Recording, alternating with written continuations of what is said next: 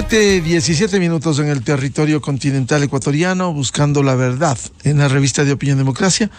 Queremos saludar a la doctora María Paula Romo, ex ministra de Gobierno. Lo invitamos a un diálogo para abordar precisamente el juicio político al presidente de la República, una vez que por 6 votos contra 3, la mayoría de la Corte Constitucional admitió parcialmente el juicio político del presidente de la República. Y cuando uno revisa este fallo de 140 páginas, en la página 40 está el dictamen de la mayoría, y si bien inadmite en los primer y segundo cargo de la acusación concernientes al delito de concusión, lo admite el juicio en el tercer cargo concerniente al peculado. Pero es interesante, para que lo comente, doctora María Paula Romo, hay una serie de observaciones a las irregularidades en los procedimientos de la Asamblea Nacional que finalmente terminan con la admisión del juicio político. Pero, por ejemplo, quisiera leerle en el dictamen el cuarto punto. Dice: exhortar a los asambleístas y a los órganos de la Asamblea Nacional a que en el futuro procedan con más prolijidad en la presentación y tramitación de juicios políticos, atendiendo a la seriedad que la activación de dicha figura constitucional requiere. Es decir, hay una serie de observaciones de lo mal que plantearon, pero finalmente lograron 6 votos y el juicio político constitucionalmente va. Doctora María Paula Romo, muy buen día. Buenos días, Miguel. Espero que se escuche con claridad. Muchas gracias por la invitación. En efecto, esta es la decisión de la noche de ayer de la Corte Constitucional. Debo confesar que me ha sorprendido por algunos motivos jurídicos. Lo que debíamos esperar de la Corte Constitucional era una actuación jurídica, no política, y creo que efectivamente así se ha dado. Esa es mi opinión sobre la Corte. Es una actuación jurídica y es una actuación constitucional. Sin embargo, es posible también comentar, discutir, también discernir, diferir de lo que la Corte ha dicho. Por ejemplo, la Corte, creo yo, se ha limitado a hacer un análisis casi de requisitos, entrando de una manera muy superficial, muy ligera, al tema de cuáles son las acusaciones. Me explico un poco más. ¿Cuál es el análisis que ha hecho la Corte de lo que puedo ver en el dictamen al que usted se ha referido hace un minuto? La Corte, en primer lugar, ha dicho, bueno, ¿cuál es el procedimiento, no? Existe el número de firmas, luego hay el proceso descrito en la Constitución. Ha restado la importancia en términos de requisitos, ¿no? De los errores cometidos, de las faltas, de los lapsus al citar los artículos, etcétera, que al final del día pueden ser tomadas como formalidades, pero como usted bien dice, ha terminado hablándole a la Asamblea de su falta de prolijidad. Y luego hace un análisis, bueno, dice las garantías del debido proceso, la publicidad de las acusaciones, las cosas que efectivamente son garantías básicas del debido proceso. Pero más adelante, al referirse a cada una de las acusaciones, lo que hace es una verificación. Es decir, la acusación se singulariza, o sea, si es que singulariza la acusación un tipo penal, sin que sea un pronunciamiento ni penal, ni de responsabilidad civil, ni administrativa, ni de ningún tipo, lo que sí se pregunta a la Corte es si se ha singularizado uno de los tipos penales en el código vigente.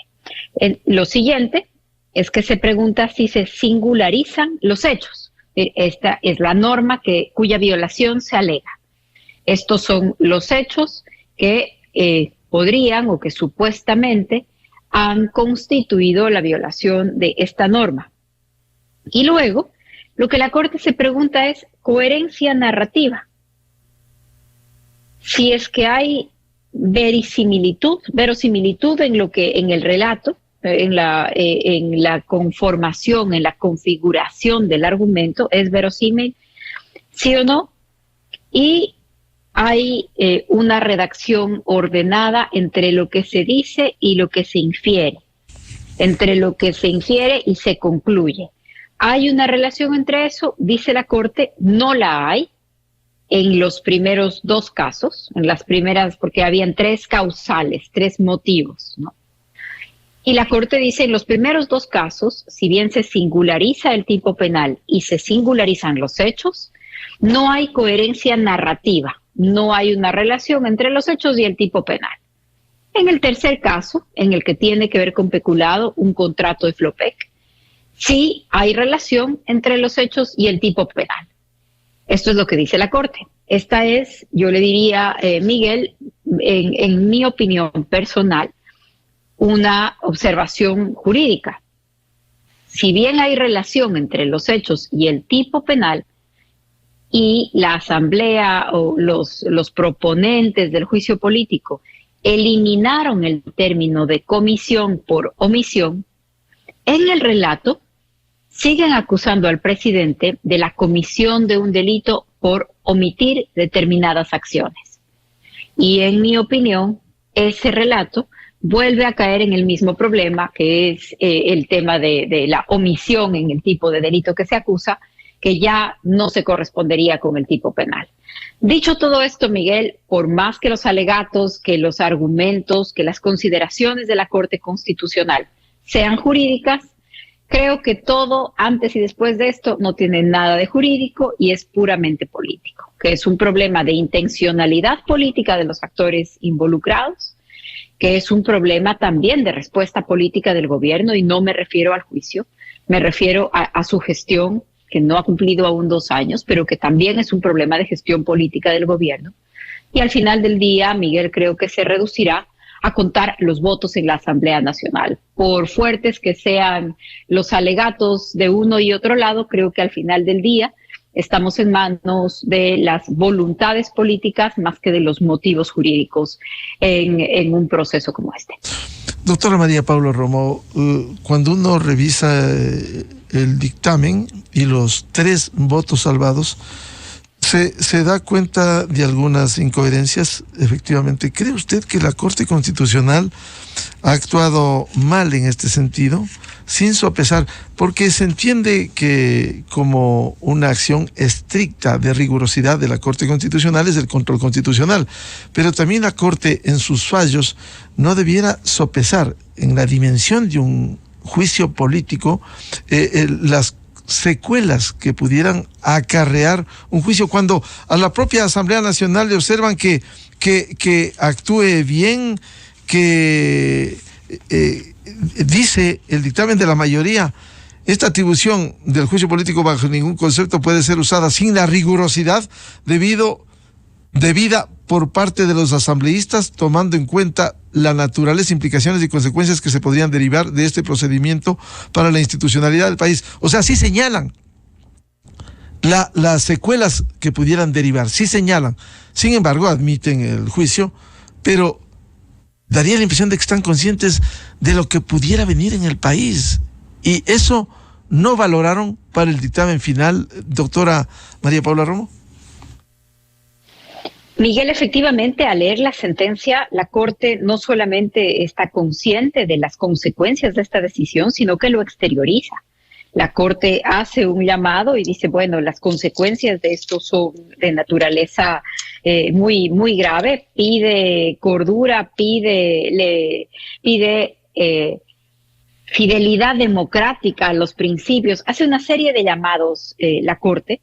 Pero efectivamente nosotros no podemos, digo nosotros como país, no podemos pedirle a la Corte que tenga que resuelva esas omisiones de quienes están llamados a tenerla.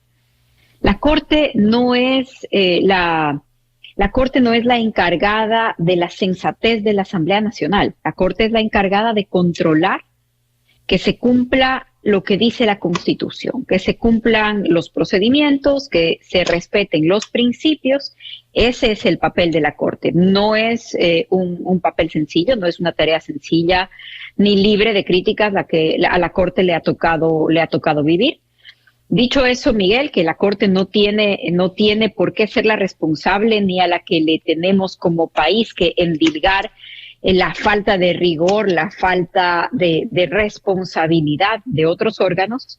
Dicho eso, insisto, creo que las motivaciones de la Corte son motivaciones jurídicas, son motivaciones de cumplir con su deber constitucional, pero desde el punto de vista del análisis jurídico, me parece que al dar paso esta causal, en estas circunstancias, en este caso, La Corte pudo haber dejado pasar un asunto otra vez en el que se cometía este error de la comisión por omisión, ¿no?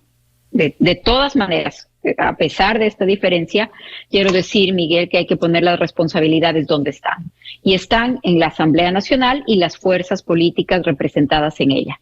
El gobierno no ha cumplido aún 2 años. Hay una larguísima lista de errores que ha cometido. Pero en menos de 2 años han intentado en 3 ocasiones distintas las fuerzas de oposición al gobierno terminar con el mandato del régimen constituido. Y probablemente, ahora ya no estoy diciendo algo jurídico, sino algo político, probablemente si la Corte ayer decía no corresponde en ninguna de las causales, pues probablemente en un mes teníamos otro pedido de juicio político, reformulando las causas, escogiendo diferentes tipos penales, pescando para ver en cuál de estas aventuras logran destituir al gobierno. Y creo que este es el problema de fondo. El problema de fondo es ¿existe de verdad vocación democrática en las fuerzas representadas en la Asamblea Nacional, aparentemente mayoritarias? ¿Existe vocación democrática en esas fuerzas o las elecciones solo valen cuando las ganan ellos? Los periodos presidenciales se respetan cuando son ellos los que están en la presidencia. Las herramientas constitucionales, legales que existen en el ordenamiento ecuatoriano son legítimas si las usan ellos, son ilegítimas si las usan otros. Este es el fondo del problema que tiene el país, Miguel, y creo que es ahí en donde está la mayor incertidumbre que vivimos, el mayor riesgo que vivimos, es en este comportamiento de los actores políticos, principalmente del correísmo. Esta falta de vocación democrática que usted señala, doctora María Paula Romo, ¿no profundiza una incertidumbre frente a las ambiciones que han demostrado desde la Asamblea Nacional? ¿O simplemente se destituye al presidente? Presumiblemente quieren destituir luego al vicepresidente. Es el plan que lo han dicho públicamente desde esos sectores. Incluso ir a una asamblea constituyente, cambiar la constitución, es decir, un desbarajuste. Y en medio de esas ambiciones incluso juega el timing, el tiempo, porque con el juicio esto va a tomar a lo mejor unos 45 días, se estima por los plazos, porque vuelve a la asamblea, pasa a la comisión de fiscalización, llamará a los actores. Es decir, mientras tanto, quienes están ambicionando, mirando a Carondelet como el objetivo, simplemente se les puede ir. El 14 de mayo tiene que haber cambio de autoridades en la asamblea. El país puede estar sujeto a estas ambiciones, a esta falta de vocación democrática de permitir de alguna manera estabilidad. Miguel, permítame reformular su pregunta. Creo que está este tema también incorporado en lo que usted me pide responder, pero permítame reformularla. Y mientras transcurren esos 45 días o se ejecuta un plan de mayor alcance, de largo plazo, y mientras tanto el país, y mientras tanto los problemas del país, ¿cuáles son las crisis que tiene en este momento el país, el ecuatoriano? No el político, no el presidente, no el ministro, no el ex dirigente político, no, el país. ¿Qué problemas tiene? Tiene una crisis gravísima de seguridad. Tiene una crisis realmente en una situación fuera de control respecto del tema del crimen, de la violencia, de la impunidad, lo que hemos visto en las últimas 24 horas. Los gerentes de los hospitales asesinados desde el día de ayer, en la mañana transcurrieron algunas horas, 2 personas que fueron asesinadas relacionadas con la administración del sistema de salud. Es un asunto gravísimo, es un problema que tiene años y que no se ha logrado resolver por la violencia, por la magnitud, por el poder, por la protección que tienen las mafias que están enquistadas ahí. La noche de ayer un nuevo sicariato en Guayaquil, las cifras de homicidios ya ni qué decirlo, pero además en el día a día el tema de las vacunas, de las extorsiones, de los secuestros, está totalmente fuera de control. En un país en donde el gobierno, la estabilidad del gobierno, las autoridades están puestas en duda y vamos a pasarnos en vilo durante los próximos 45 o 50 días, ¿qué podemos esperar de la Administración de Justicia Penal, de las sentencias de los que van a pedir habeas corpus para volver a salir, de la actuación de la policía. ¿Qué podemos esperar de los asuntos que son una verdadera crisis? Para enfrentar al crimen, ¿qué le quedaría mejor al país? ¿Un gran acuerdo nacional? ¿Una unidad férrea respecto de este tema para enfrentar el problema criminal? ¿O esta inestabilidad es una situación de la que se alimenta, se nutre, se fortalece el crimen en el Ecuador? Entonces, ahí tenemos un problema al que definitivamente la clase política, la oposición del gobierno no le está dando solución. El problema de la pobreza, del desempleo, los problemas económicos, cuando se habla de la nueva década perdida de América Latina, porque no es solamente un asunto doméstico, es que el mundo atraviesa una situación muy compleja. América Latina no ha logrado, ya veníamos con un problema económico, el COVID lo agravó, no ha logrado reponerse, visto hacia adelante tampoco parece un asunto sencillo. Resuelve de alguna manera lo que nos ofrece el correísmo, el Pachacutic, el PSC, lo que nos están ofreciendo en la Asamblea como salida. ¿En verdad le da una salida a este problema cotidiano? Lo que acaba de pasar en Alausí es pavoroso, Miguel. Es humanamente una cosa tan difícil de mirar, de procesar, de comprender. Esto evita que una tragedia vuelva a pasar de esta naturaleza, y no me refiero a los temas del clima, que son imposibles de contener, imposibles de responder, pero está diciéndonos algo sobre las autoridades seccionales, sus responsabilidades, los temas de uso de suelo, cómo funcionan los municipios, qué hacen, qué no hacen, la capacidad estatal para responder a una emergencia. Creo que esta es la gran angustia del país, del que mira este escenario.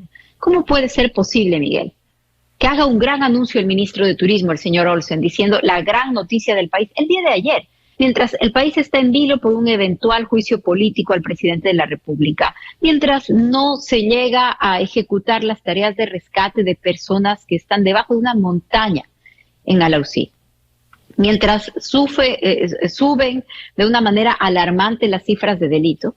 El ministro de Turismo dice, la gran noticia de la reactivación económica del turismo es que hemos logrado bajar $50 cada pasaje internacional. ¿Cuál pasaje internacional a un país en donde todas las alertas dicen los problemas de seguridad, por favor, a nuestros nacionales no se aproximen? Entonces, esta falta de comprensión de los problemas, de los que se puede acusar al gobierno, estoy poniendo el ejemplo del ministro del día de ayer, pero también, sobre todo, que se le tiene que preguntar a la oposición hacia dónde pretende llevar el país. ¿Cuál es la agenda para estos problemas? Y yo no la veo. Creo que la única agenda es la retoma del poder y la impunidad. Creo que esa es la única agenda y el país es en juego en la mitad. Y el devenir del país, el futuro, ¿cuál va a ser en esta suerte de incertidumbres, incertezas? Se puede afectar la economía y todo al vaivén de la ambición política. Porque ahora, como usted bien ha señalado y lo hemos señalado, los tantos errores que ha cometido el Ejecutivo, ahora se endosa absolutamente todo. Daría la impresión que hay una conexión entre estas acciones del crimen organizado con este impulso político de desbaratar aún más el país, ¿no cree, doctora Romo? Claro que sí, Miguel. Es que el crimen organizado y algunos de estos sectores políticos son el mismo actor. Esto es lo que no terminamos de procesar en el país. Es que se trata del mismo actor, sus conexiones son clarísimas, tienen 1 o 2 puntos de conexión y esto ha sido público. Y lo hemos visto en los últimos meses y creo que no logramos hacer esta conexión, dar el paso, o si lo logramos, creo que hay mucha dificultad en enfrentarlo. Mire usted, ¿a qué me refiero? Por ejemplo, la relación entre Leandro Norero, para quienes siguen con atención o seguimos con atención las noticias en el país, Leandro Norero fue detenido en la casa de Javier Jordán en Guayaquil luego de fingirse muerto en el Perú. Está vinculado a temas de narcotráfico de gran escala y también había sido financista de algunos de los brazos violentos, incluido el brazo de sicariato de las organizaciones criminales vinculadas al narcotráfico en el Ecuador. Fue detenido en un operativo en la casa de Daniel Jordán, de Javier Jordán, que era la casa que estaba ocupando en ese momento. En ese operativo estaba una persona de la Fiscalía, no ejecutando el operativo, esperando el allanamiento como abogada defensora del señor Norero. A partir de ese momento se hacen públicas una serie de conexiones políticas, la famosa foto de la piscina del señor Ronnie Aliaga. ¿Qué ha pasado en los meses desde que la policía hizo esta detención, llevó adelante este operativo? Este operativo se llevó adelante cuando era ministro. Patricio Carrillo era ministro del Interior, fue hace algunos meses, no muchos, durante este gobierno. ¿Qué ha pasado desde ese momento? Norero es asesinado en la cárcel, la esposa de Norero es liberada, contra la fiscal que estaba ahí como defensora no se levantaron cargos, les dieron una acción de protección, una acción constitucional para devolverles los bienes congelados, y en la Asamblea Nacional ni siquiera le preguntaron al señor Ronnie Aliaga qué hacía en la piscina. Mientras hay asambleístas destituidos por el tuit porque el marido entró con la tarjeta, señor Ronnie Aliaga no le preguntaron ni qué hacía ahí. Se tomó creo que 15 días de licencia y aquí no pasó nada. Y no estamos mirando las conexiones que hay entre lo uno y lo otro. Entonces, en efecto, no solo que a mi parecer, Miguel, lo que está sucediendo hoy en el nivel político no responde, no resuelve los problemas del país, sino que más allá va a profundizarlos. Tiene un potencial de mayor caos, de mayor incertidumbre, de mayor violencia y de que siga moviéndose a sus anchas el crimen en el país, en sus diferentes versiones, ¿no es cierto? Ahora me he referido a una sola, pero lo que hoy tenemos es muy complejo, ¿no? Y podríamos hablar de muchos tipos diferentes y de muchas conexiones diferentes. Pero eso es gravísimo, que mientras el Ecuador mira la situación de violencia, de sicariato, los políticos en otro andarivel, hablando de otras cosas, de las ambiciones de grupo o de personas, y el país no termina de entender esta situación. Doctora María Paula Romo, ¿cómo vamos a salir si aquí se profundizan los problemas? Esa es la pregunta y esa es la angustia, me parece, Miguel, y los indicadores de la angustia están en la sociedad, en la convivencia, están en el estado de ánimo de la gente, se reflejan en los temas económicos, en las oportunidades de inversión nacional, extranjera, en el empleo, en la angustia del que busca oportunidades fuera del país. Ahí está precisamente el indicador de cómo no hay una respuesta. Y de nuevo, creo que pensando en qué viene en lo inmediato, se abren dos escenarios. Hay muchas personas que sugieren, que insinúan, que le piden al presidente la figura de la muerte cruzada, la disolución de la Asamblea. Hay algunos que han salido a decir que esto sería imposible de usar, ¿no? Sería constitucional usarlo, corresponde, está escrito en la Constitución. Se requiere pronunciamiento de la Corte Constitucional solo para la primera de las causales y el presidente podría con la otra aplicarlo. Al final del día, este es un mecanismo por el cual el Ejecutivo podría decidir un adelanto de elecciones. No un adelanto de elecciones para un nuevo periodo, un adelanto de elecciones para terminar este periodo, para lo que le falte al periodo. Es decir, entraríamos en un proceso de convocatoria a elecciones, sin asamblea durante los próximos meses, convocatoria a elecciones, luego un nuevo régimen, una nueva asamblea, un nuevo presidente, algunos podrían ir a la reelección, etcétera. ¿Durante cuánto tiempo? El tiempo que falta para culminar el periodo que está vigente, no durante 4 años. Entonces se abriría, creo yo, un nuevo periodo de inestabilidad. El otro escenario es el escenario del juicio político y de la Asamblea Nacional, en el que también hay dos opciones, que el presidente sea o que no sea destituido. Si es que el presidente es destituido y se abre un escenario de sucesión, también estamos frente a un escenario de inestabilidad, porque al final del día lo que estamos es enfrentando un cambio de gobierno por una crisis casi ficticia, por una crisis creada por la clase política, porque este no es un juicio político por las crisis reales del día a día del Ecuador, del ecuatoriano, de sus problemas cotidianos, no.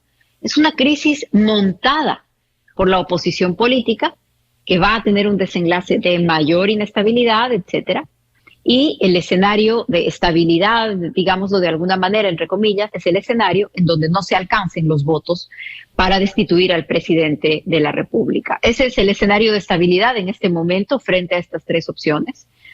La Asamblea es impredecible.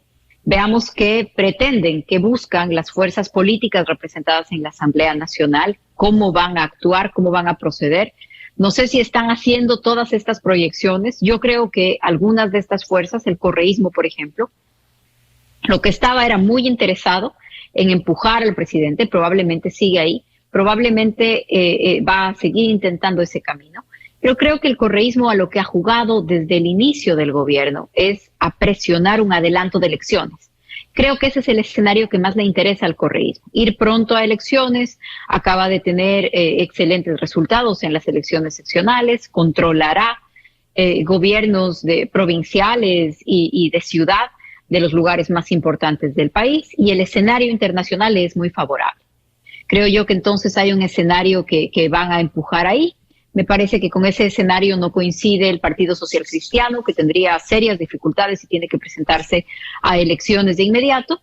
Y creería yo que en el Pachacutic hay división sobre hacia dónde caminar, porque hay algunos líderes, entiendo yo que Leonidas Sisa piensa en su propia candidatura presidencial, hay otros líderes que no coinciden con eso en el movimiento, y otros posibles candidatos también. Entonces, nuevos días de inestabilidad todavía, inestabilidad, incertidumbre, que lamentablemente no tienen solución en el mediano plazo mientras los actores políticos sigan en este juego perverso que ve más sus intereses que los del país.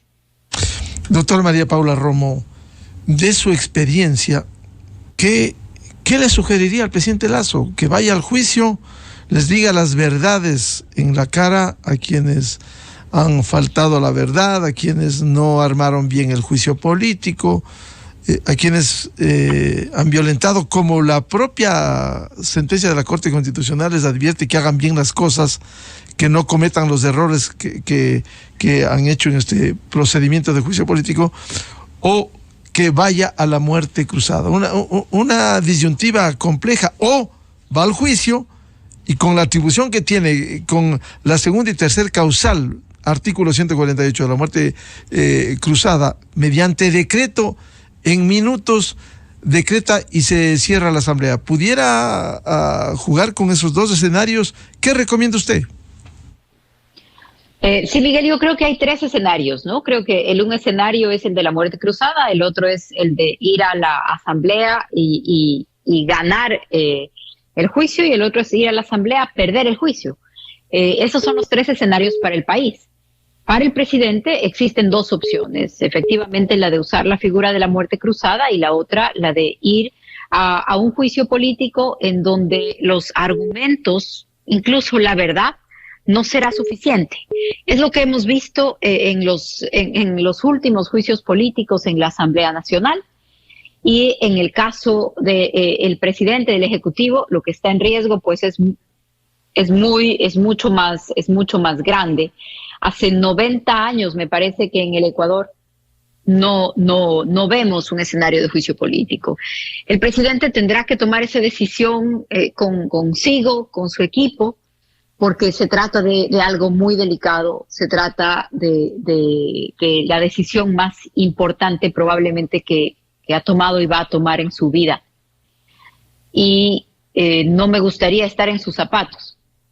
Sin embargo, lo único que yo me atrevo a decir, Miguel, es que para el presidente y para quienes están en la Asamblea Nacional, las fuerzas políticas ahí representadas, sus dirigentes fuera de la Asamblea, creo que hay un solo pedido que deberíamos hacerles, y es que en esta decisión piensen más en el país que en ellos. Ojalá se tomen así las decisiones de los próximos días, Miguel, pensando más en el país que en los intereses de cada uno de los que están en este escenario.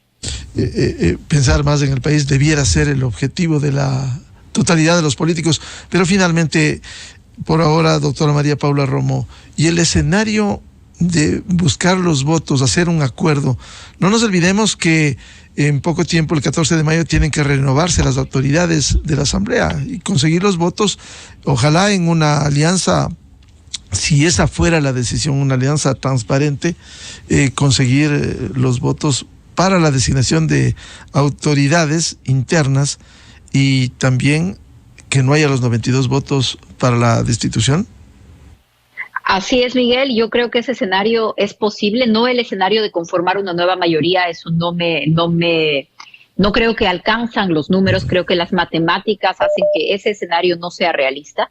Pero el escenario de conformar una especie de fuerza, de frente, no digamos bancada, pero un frente por la estabilidad, un frente que sume los votos suficientes para que del otro lado no existan 92, un escenario por la institucionalidad democrática, conseguir 45, 47 legisladores, creo que es todavía un escenario posible y creo que podría ser una de las salidas. No un escenario de una nueva mayoría, insisto, creo que matemáticamente no alcanza, pero un grupo de legisladores que no esté por dar paso a esta cadena de inestabilidad o esta nueva etapa de inestabilidad en el país, creo que ese podría ser uno de los caminos, uno de los pocos caminos que le van quedando al gobierno. Bien, a la doctora María Paula Romo, exministra de Gobierno, muchas gracias por atender a la revista de Opinión Democracia. María Paula, muy amable, muy buen día. Gracias, Miguel, buen día, saludos. Muchas gracias. 7:48 minutos en el territorio continental ecuatoriano. Vamos a una pausa publicitaria y ya volvemos. Un panel para hablar sobre la administración de justicia, la impunidad que crece y estos hechos que aterran el sicariato y los asesinatos que han ocurrido, que vienen ocurriendo en el Ecuador. Invitados, la ex fiscal general doctora Mariana Yepes, el académico y penalista doctor Ramiro García y el columnista del Universo y analista coronel Alberto Molina.